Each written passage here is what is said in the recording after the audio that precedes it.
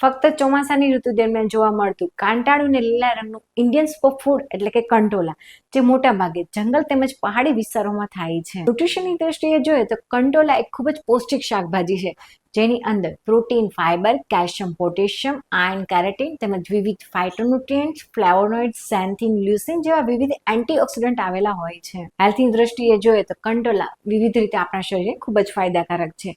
First, anti ageing.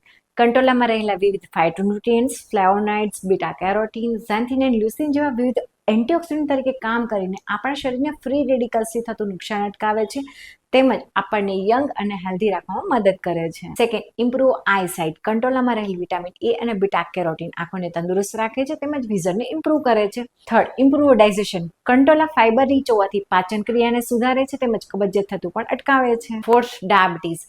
કંટોલા એ low glycemic index હોવાથી ડાયાબિટીસના દર્દીઓ આરામથી ખાઈ શકે છે. તેમાં રહેલું પોલીપેપ્ટાઇડ પી શુગરને ઘટાડે છે. ફિફ્થ, કંટોલા એ પોટેશિયમ રીચ હોવાથી બ્લડ પ્રેશરને પણ કંટ્રોલ કરવામાં મદદ કરે છે. સિક્સ, કંટોલા એ પ્રોટીન અને આયર્ન રીચ હોવાથી લોહીના ટકા એટલે કે હિમોગ્લોબિન વધારવામાં મદદરૂપ થાય છે.